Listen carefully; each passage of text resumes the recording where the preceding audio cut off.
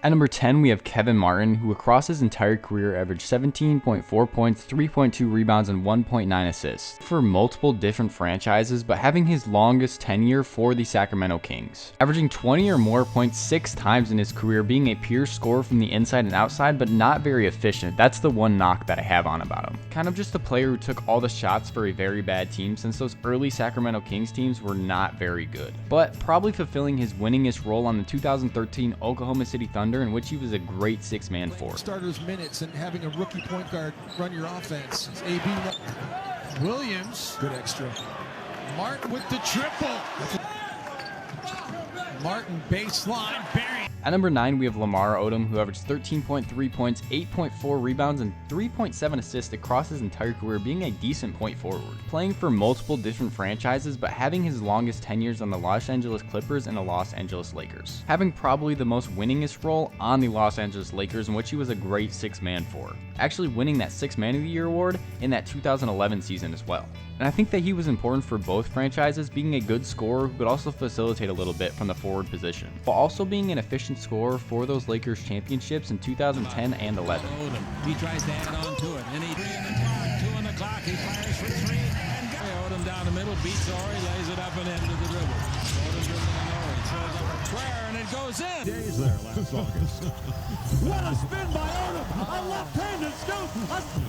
Down the lane goes Lamar. The left-handed runner good for the possible fast break. They'll shoot a 2. They get a 3. Ahead to Lamar. The lob. The jam. What a punctuation mark to this one. At number 8, we have Rod Strickland, who averaged 13.2 points, 3.7 rebounds, and 7.3 assists across his entire career, being a pretty phenomenal passer, leading in assists in 1998. Which is also the year that he was on an All-NBA team, being an All-NBA second team, but never won an All-Star in his career. Obviously, because that's the whole point of this video. Anyway, 9 different franchises, but attributing great offensive plays to almost all of them. And I think that he was a great tenured point guard, playing over 1,000 games in his career. The guy just trying to keep them close. Good play inside. For Strickland. Still tied at 55 minutes. Fouling in here in Landover, Maryland. Strickland trying to get the lane. Strickland, pull up on it. Strickland on the drive. 10 to go in the shot clock. Weber, good hands in. It's not on the internet. Strickland. Baseball feed, Cheney.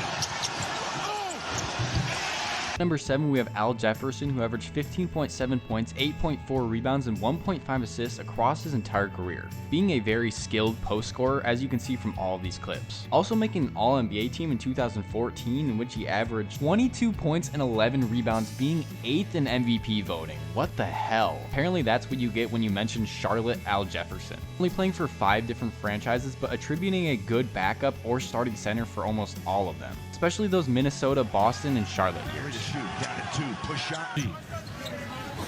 Jefferson.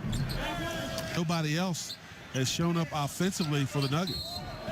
Al Jefferson. Facing off with Al Jefferson. Jefferson spins away, hits, and causes the foul. Mozgov now with missions inside. Here's Jefferson, and ball deflected to Jefferson as Mozgov made a move. Big Al takes the shot, Devin. Big Al at work, puts the shot up. Got it! This all on him, 2 defenders in. He slipped between them and scored. At number 6, we have Lou Williams, who averaged 13.9 points, 2.2 rebounds, and 3.4 assists across his entire career. When you're thinking of a Sixth Man of the Year, you're thinking of Lou Williams, to be honest, winning 3 Sixth Man of the Year awards in his entire career, being great for Toronto, Atlanta, and most recently the LA Clippers, averaging career highs on all of those teams, but mainly thinking about that 22.6 point year for that LA Clippers run. And doing all that scoring on decent efficiency as well. I think Lou Williams is just a great player. Double figures. Lou Williams.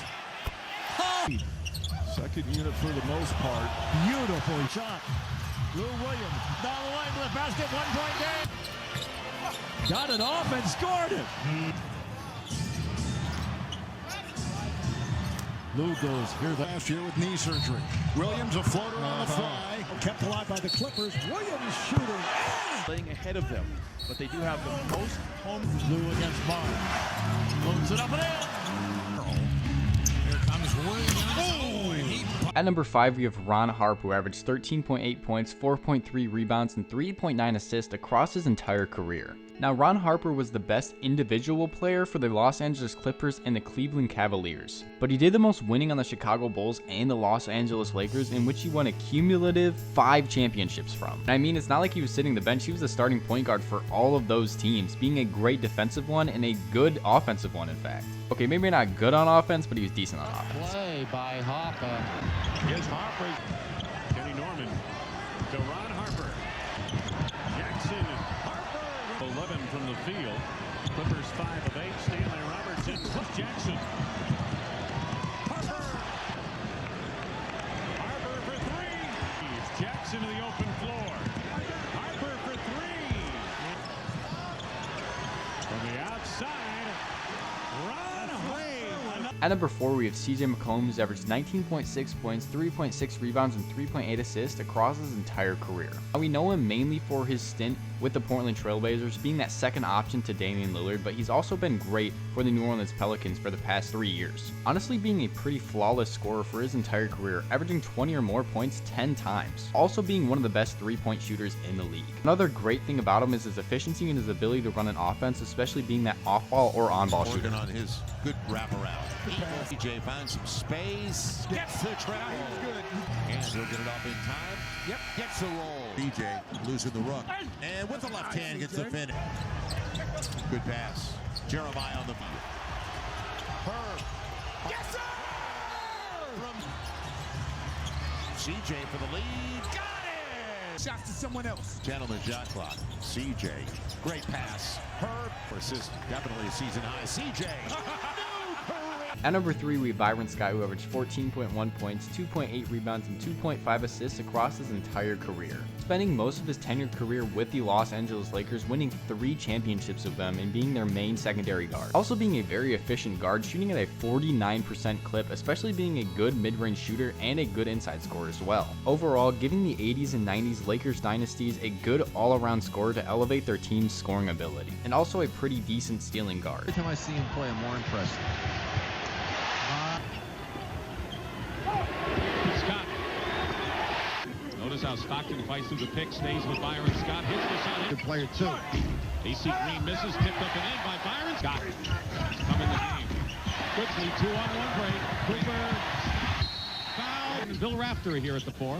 Screen by Green. Byron Scott. At number 2, we have Jamal Crawford, who averaged 14.6 points, 2.2 rebounds, and 3.4 assists across his entire career. We all know Jamal Crawford. He's literally one of the most skilled ball handlers of all time. I think he's a top 5 ball handler ever. Also being a pretty pure scorer, but not an entirely efficient one, only shooting at a 41% clip his entire career. I think that he had his best scoring ability when he was on Chicago and New York, but he was a great 6-man for those Los Angeles Clippers teams, winning 3 6-Man of the Year awards and also being one of the flashiest players in the league at those times. Hogan's the high pick set by Hollins. 6 to shoot.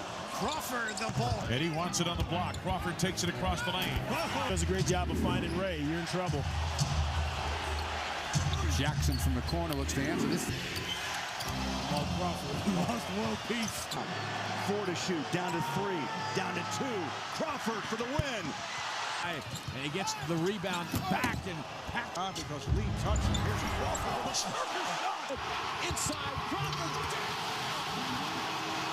If you made it this far, make sure to like, comment, and subscribe.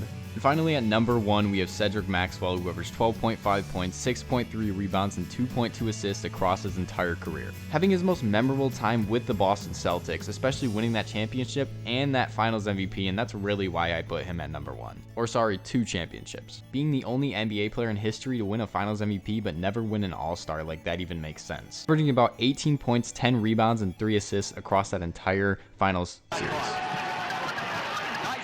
Maxwell. 1 of 10 before that. Here is Maxwell against Malone.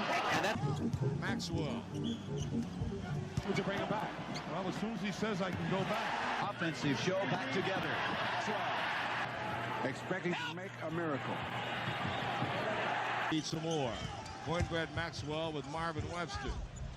And the Trailblazers doing well. They go inside to Maxwell. Who's also 32 years of age. Maxwell.